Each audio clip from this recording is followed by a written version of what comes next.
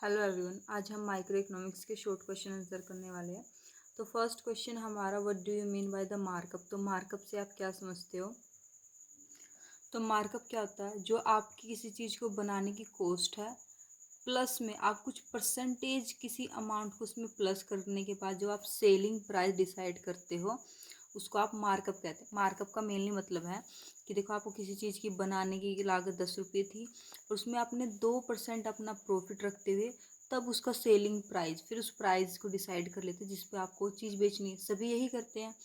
किसी को ये देखा है कभी कि 10 रुपये को उसको बनाने की कोशिश रहती है, 10 रुपये की उस चीज़ को बेचते नहीं, 10 रुपीज़ प्लस में वो 1 रुपीज़ या 2 रुपीज़ ऐसे करके फिर वो सेलिंग प्राइस डिसाइड करते हैं। तो इस प्रोसेस को हम क्या कहते हैं, मार्कअप कहते हैं।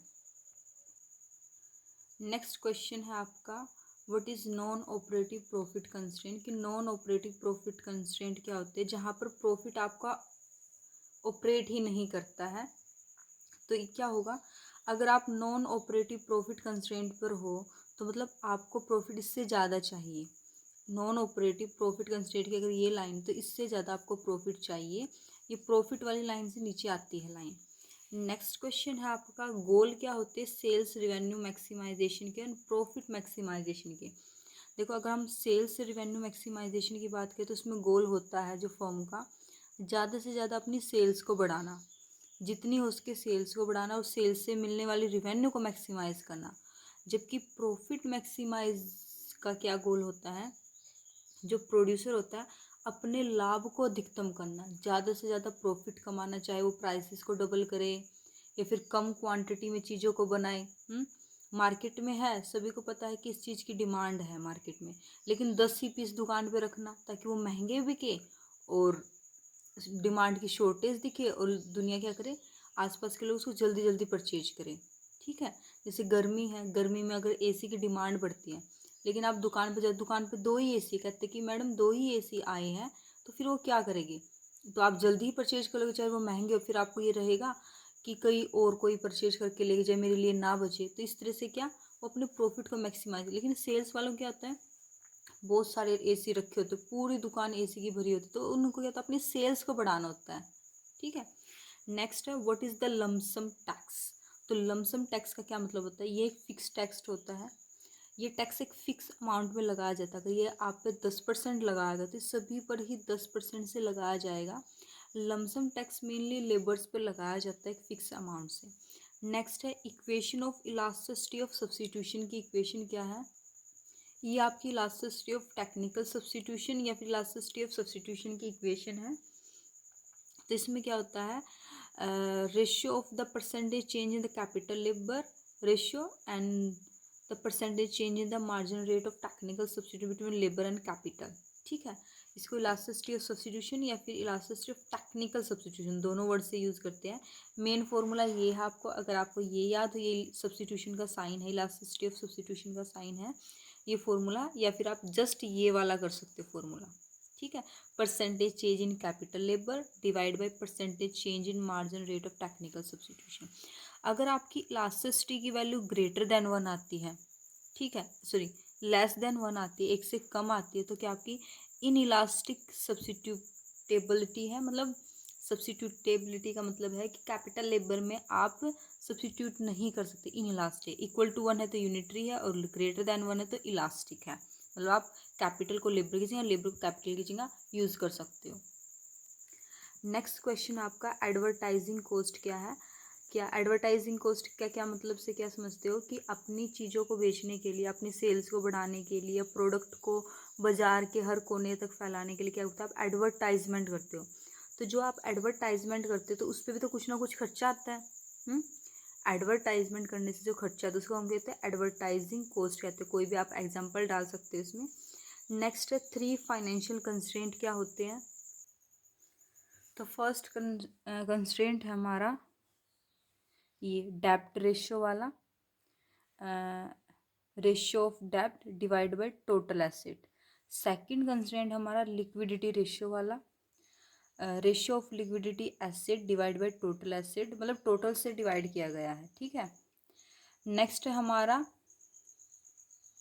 टोटल प्रॉफिट, अच्छा ये रिटेंशन रेशियो, यहाँ पर ratio of retain profit divide by total profit, ये तीन तरह के आपके रेशियोज होते हैं। फाइनेंशियल कंस्ट्रेंट तीन तरह के होते हैं ना, एक डेब्ट रेशियो जिसमें आप डेब्ट लेते हो, डेब्ट क्या होता है, ऋण लेते हो, तो आपने कितना ऋण लिया डिवाइड बाय टोटल एसेट्स में से, तो टोटल पैसे में से अगर आपके पास 10,000 रुपये, तो 10,000 में से आपने कितना ऋण लिया, 5,000 रुपये ऋण लिए, तो उसका रेशियो, कितनी आपके पास लिक्विड, कितना आपके पास कैश है, कैश डिवाइड बाय टोटल रुपये में से आपके पास कितना कैश है। और लास्ट है रिटेंशन रेशियो, क्या है कि कितना आपने रिटेन प्रॉफिट है डिवाइड बाय टोटल प्रॉफिट में से। ये तीन तरह के आपके फाइनेंशियल कंस्ट्रेंट होते हैं। नेक्स्ट आपको क्वेश्चन नंबर 8, तो क्या है कि labour supply curve is backward bending, कि लेबर का जो सप्लाई कर्व वो बैकवर्ड बेंडिंग किस तरह से हो जाता है, इस तरह से आपका सप्लाई कर्व बैकवर्ड बेंड होता है। एक पॉइंट के बाद क्या होता है, अगर आप उसको और ज़्यादा सैलरी देते हो एक पॉइंट के बाद, तो काम करने के लिए इच्छुक नहीं होता, ठीक, वो आराम करना पसंद करता है सैलरी के बढ़ने के साथ साथ, और काम करना कम पसंद करता है। ये मेनली रीज़न होता है कि एक पॉइंट के बाद, देखो एक पॉइंट के बाद क्या होता है, अगर मैं 18+ हूँ, तो उसके बाद चाहे मुझे कोई ट्रिपल सैलरी दे, अगर जब मैं चल ही नहीं सकती हूँ, मैं बोल ही नहीं सकती, तो उसके बाद मेरा पढ़ाने का फ़ायदा क्या है। तो उस टाइम में, उस एज में मैं क्या करना पसंद करूँगी, मैं सैलरी की बजाय मैं आराम करना पसंद करूँगी। तो ये बैकवर्ड बेंडिंग होता है। नेक्स्ट है, what do you mean by the बायलिटरल monopoly, तो बायलिटरल मोनोपोली में क्या होता है, एक ही सिंगल बायर होता है और सिंगल सेलर होता है, बेचने वाला भी एक है और खरीदने वाला भी एक होता है। Explain the uniqueness in partial equilibrium, कि पार्शियल इक्विलिब्रियम में यूनिकनेस क्या है। तो ये आपकी यूनिकनेस और पार्शियल इक्विलिब्रियम में, इसमें से आप कोई भी डायग्राम बना सकते हो, ठीक है। तो फर्स्ट डायग्राम में आपको देखो, यूनिकनेस का मतलब होता है यूनिक, जो सबसे अलग होता है। तो यहाँ पर देखिए पॉइंट बी, पार्शियल इक्विलिब्रियम कहाँ पर होता है, जहाँ पर डिमांड को सप्लाई को कट करता है, वहीं पर आपका पार्शियल इक्विलिब्रियम होता है।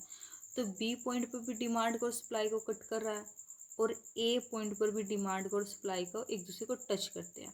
तो इसमें से यूनिक कौन सा, सबसे अलग कौन सा, तो यहाँ पर दोनों ही पॉइंट सेम बातें दिखा रहे हैं, दोनों ही साइड ये है कि डिमांड को सप्लाई को कट कर रहा है, प्राइसेस ये क्वांटिटी की, तो यहाँ पर कोई भी ए और बी में से कोई भी यूनिक इक्विलिब्रियम नहीं है। सेम यहाँ पर B C D E point पे क्या है कि डिमांड को सप्लाई को कट कर रहा है। यहाँ पर क्या था कि आपका सप्लाई का ही बैकवर्ड बेंड हो जाता है, यहाँ पर ये सप्लाई को यहाँ से पॉजिटिवली स्लोप है, उसके बाद ये क्या बैकवर्ड बेंड हो गया आपका। यहाँ पर क्या आपके एक से ज़्यादा बहुत सारे आपके इक्विलिब्रियम पॉइंट हैं। नेक्स्ट में क्या यूनिकनेस में है कि यहाँ पर क्या है कि डिमांड और सप्लाई को कट करे, लेकिन एक लंबे पोर्शन में कट करे। तो इस पोर्शन में क्या है, आपकी जो क्वांटिटी तो कांस्टेंट है, लेकिन आपके प्राइसेस डिफरेंट डिफरेंट है, तो ये भी एक यूनिक इक्विलिब्रियम नहीं है। तो यूनिक इक्विलिब्रियम का होने का मतलब होता है कि एक ही पॉइंट होगा आपके इक्विलिब्रियम का, जहाँ पर डिमांड को सप्लाई को कट करता होगा, उस पॉइंट के अलावा कोई भी पॉइंट ऐसा नहीं होगा जहाँ पर डिमांड को और सप्लाई को कट करता है। एक ही सिंगल इक्विलिब्रियम पॉइंट मिलेगा वहाँ पर, और यूनिक होगा वो। नेक्स्ट क्वेश्चन है, what is the marginal utility of money for risk aversion person, जो रिस्क को अवर्ज करता है, मतलब रिस्क को अवॉइड करता रहता है, उसके लिए मार्जिनल यूटिलिटी ऑफ मनी क्या होती है, डिक्रीजिंग होती है। जैसे उसको और ज़्यादा पैसा मिलता है तो उसकी यूटिलिटी कम हो जाती है। Next what is the moral hazard, क्या होता है इसमें, मोरल हजार्ड क्या होता है, ये हिडन एक्शन होता है, आपको नहीं पता होता सामने वाले का हिडन एक्शन। जैसे जब आप इंश्योरेंस लेते हो या फिर किसी किराएदार को रखते हो, कोई गारंटी वारंटी लेते हो, तो वहाँ पर हिडन एक्शन होता है। जब आप कोई चीज़ लेते हैं, क्या कहते हैं 5 साल की गारंटी है, लेकिन आपकी चीज़ में जब कुछ टूट फूट हो जाए तो वो क्या कहते हैं, मैम नहीं नहीं, गारंटी सिर्फ हमने आपके फ़ोन के स्क्रीन की दी थी, या फिर उसके कैमरे की गारंटी नहीं थी, या फिर उसकी बैटरी में कोई प्रॉब्लम है तो इस बात की गारंटी नहीं थी, जस्ट स्क्रीन की गारंटी थी। इस तरह के बहाने आते फिर सामने निकल गए, तो ये कहता है हिडन एक्शन, हमें उनके एक्शन का नहीं पता होता, ठीक है। तो यहाँ पर एक एक्शन आपका छुपा हुआ होता है। सेम ऐसे ही जब किराएदार किराया घर पे लेते हैं, तो क्या करते हैं, हम आपके घर को अच्छा रखेंगे, ये करेंगे वो करेंगे, लेकिन जैसे वो रहना शुरू करते उसके बाद वो क्या, हमारे रूल्स को फॉलो नहीं करते। हमने कहा है कि आप घर की सफाई कीजिए, दीवारों पर छेद ना कीजिए, लेकिन वो छेद करना शुरू कर देते, अपने सामान को यहाँ से वहाँ डालना शुरू कर देते, कभी यहाँ पर कुछ करे कभी यहाँ पर, तो एक हिडन एक्शन होता है आपका। नेक्स्ट है, what do you mean by the surplus value, ये थ्योरी ऑफ डिस्ट्रीब्यूशन में है। मार्क्स ने जो सरप्लस वैल्यू दी थी, सरप्लस वैल्यू का क्या मतलब है कि अमाउंट पैसे कम देना और ज़्यादा काम लेना, ये सरप्लस वैल्यू जनरेट करना है। कि आपका वर्किंग आवर्स तो क्या है 9 से 2 है आपके, लेकिन आपसे काम 9 से 4 लिया जाता है। तो 2 घंटे जो आपसे एक्स्ट्रा काम करवाया गया लेकिन उसके लिए कोई पेमेंट आपको नहीं पे की गई, तो ये क्या होगी, एक सरप्लस वैल्यू होगी उनके पास। रेंट क्या होता है, तो रेंट में हम रिकार्डो की थ्योरी में रेंट के बारे में पढ़ते हैं कि एक पॉइंट के बाद जब हमारा कोई पॉइंट है, इससे ऊपर अगर हमारा प्रोडक्शन होता है, सारा क्या हमारा रेंट है। एक लिमिट के बाद अगर आपका प्रोडक्शन ऊपर की तरफ बढ़ता है तो ये रेंट है। या फिर रेंट को इस तरह से भी कह सकते हैं, रेंट की डिफरेंट डिफरेंट डेफिनेशन है। क्वाजी रेंट होता है और आपका क्वाजी और पार्शल, हाँ एक क्वाजी रेंट होता है, एक जस्ट रेंट होता है आपका। तो आपके रेंट का मतलब क्या, देखो रेंट का मेनली 3-4 मतलब होते हैं। तो यहाँ पर हम पढ़ने वाले हैं रिकार्डो की थ्योरी में कि आप जो काम पहले कर रहे थे और आप इस काम को छोड़ के इस काम पे आए, तो इन दोनों काम को, यहाँ पर आपको जॉब करने पे जो सैलरी मिलती है और यहाँ पर आपको जॉब करने पे जो सैलरी मिलती है, इन दोनों का जो डिफरेंस आएगा वही आपका रेंट कहलाएगा। ठीक है। तो जनरल इक्विलिब्रियम क्या है, इनएफिशिएंसी इन प्रोडक्ट मिक्स की बात करें तो जनरल इक्विलिब्रियम बताना हमें इफिशिएंसी इन प्रोडक्ट मिक्स की बात करते हैं। इसमें हम प्रोडक्शन भी लेते हैं प्लस कंजप्शन की भी बात करते हैं। तो इसके लिए क्या होता है आपका पीपीसी और आईसी इन डिफरेंस करो, और जहाँ पर पीपीसी एक दूसरे को कट करते हैं वहाँ पर आपका प्रोडक्ट मिक्स का जनरल इक्विलिब्रियम पॉइंट होता है। मार्केट सिग्नलिंग क्या है कि मार्केट आपको सिग्नल करता है, मार्केट आपको बताता है कि आप ये चीज़ करने वाले हो, तो मार्केट में ये चल रहा है। मार्केट सिग्नलिंग क्या है, जैसे अगर आप कार खरीदने के लिए जाते हो तो मार्केट आपको सिग्नल करता है कि आपको इस वैरायटी की कार लेनी चाहिए, इस कार में बहुत ज़्यादा सेफ्टी मेजर्स है, ये कार सस्ती है, ये इस ईएमआई पर मिलती है, इसकी ये किस्त, इसकी ये इंश्योरेंस पॉलिसी, बहुत सारी बातें आपको पता चलती है। तो मार्केट आपको कहता है सिग्नल करता है, आपको इन्फॉर्मेशन देता है। फॉर्मूला लिखना आपको ऑर्गेनिक कंपोजिशन का मार्क्स की थ्योरी में जो होता है, इसमें क्या होता है C/V होता है आपका ऑर्गेनिक कंपोजिशन का फॉर्मूला, कि constant capital divide by variable capital होता है। असिमेट्रिक इन्फॉर्मेशन क्या होती है, जब दो पार्टी होती है जिसमें से एक पार्टी को ज़्यादा नॉलेज है दूसरी पार्टी को कम नॉलेज होती है, तो असिमेट्रिक इन्फॉर्मेशन होती है।